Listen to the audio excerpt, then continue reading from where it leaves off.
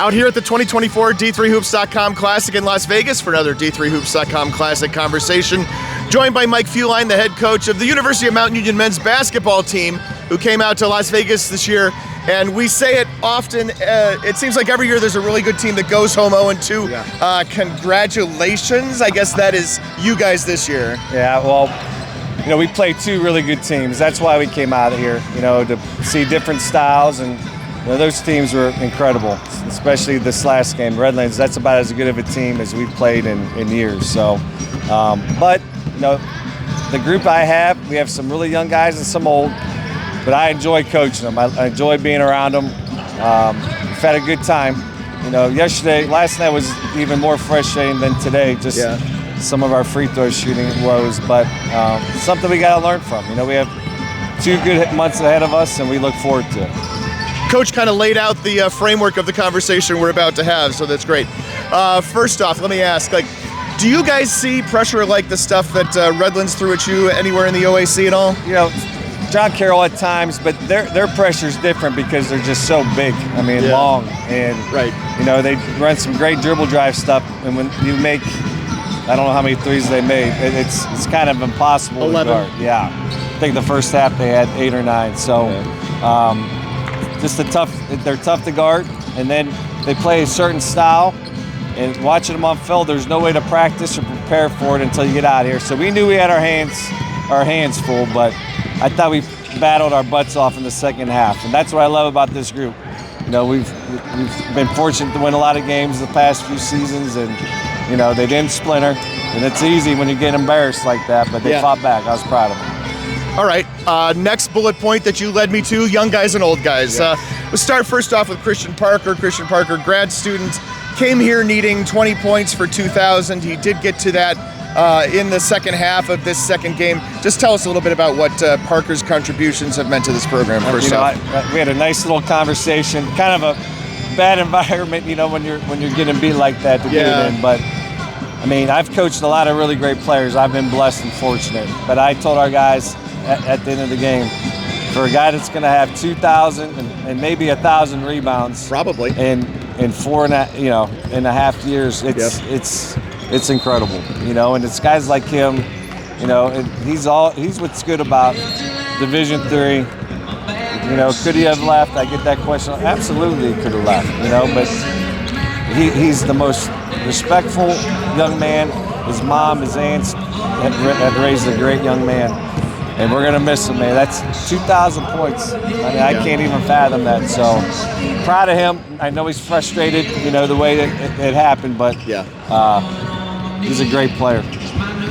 I want to ask you, so yesterday in the game against Ramapo, he sat for a long time in the first half. And is that just a 2 fouls and you sit thing? I think in the past, once he gets 2, he's the guy that's going to get 3. And to their credit, they were going at him every single time. Sure. So you kind of want to relieve him from that pressure, because instead of fouling, then they had really good players in the post. We just give up easy too. So, we put our first year guy in, our 6'11" guy in, Deshaun, and he battled and gave us some minutes. So we're trying to develop guys and still appreciate, the Christian Parkers of the world while we're doing it.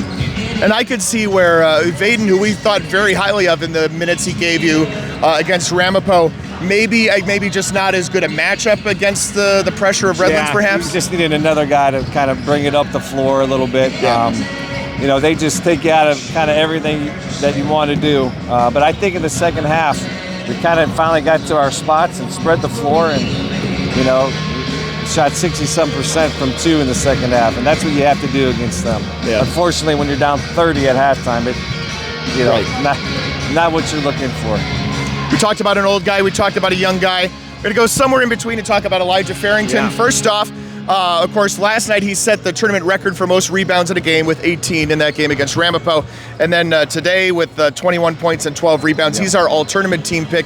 I thought this guy really looks like the future of Mount Union basketball. He is, he just got so down on himself, with his free throw shooting, because he's a really good free throw shooter. He gets in his own head sometimes. So you just, he's so good because he grew since he's been in college. but he was a guard in high school. Yeah. And like tonight, it's some of the finishes that he had. Yep. I mean, we're expecting great things from him. He's been tremendous, this year. Just has to keep, he's got to keep himself mentally there. Sometimes it gets too frustrated, but very proud of him. With those two playing with each other. Unfortunately, Caleb Lord being out with the collarbone hurts us a little bit as well, but hopefully we get him back here in the next month or so. And then the last bullet point, you really did lay out the whole conversation kind of in your opening statement. The bizarre way in which you guys did not shoot well on the right-hand basket from your perspective, left-hand basket from the viewer's perspective. And generally when teams come here, they have a harder time at the other side because of how deep the backdrop is. Right. Talk a little bit about that, if you would. I wish I could, give you an answer, my man, or else, we'd be a little happier. Free throw shooting for us the last few years has been unique. We've tried different things in practice. We tried charting them. Got to make so much in a row. But at the end of the day, it's just kind of going up there and relaxing and just kind of make them. But we thought, looking at pictures, we thought the background drop would actually help us. Yeah. Because in Fort Wayne we couldn't shoot them, with that deep drop. But right. we shot them better on that side than on this side. So, crazy. Those are things that we can improve, though, right? What can we fix? We can fix that. And like I said, we had about a 30-second halftime kind of meltdown, and then they just kind of gather themselves. Like, we're good. You know what I mean? Back in the old days, I told him I had a football coach that if we played bad, VHS tape, man, just take it, burn it, break it, bury it. Yeah. And that's what we have to do because we have a lot of basketball ahead of us. You're just take it and drag it to the trash bin now, right? Yeah, exact. Recycle bin, man. Yep. And no matter what you do to practice free throws, nothing's going to replicate that pressure of putting a kid out there with literally 0.3 seconds to play trying to make one. Yeah, he did a great job getting it. Yeah. We call a hammer screen. I think when he got in there, he was shocked how open it was because he makes 9 out of 10 of those.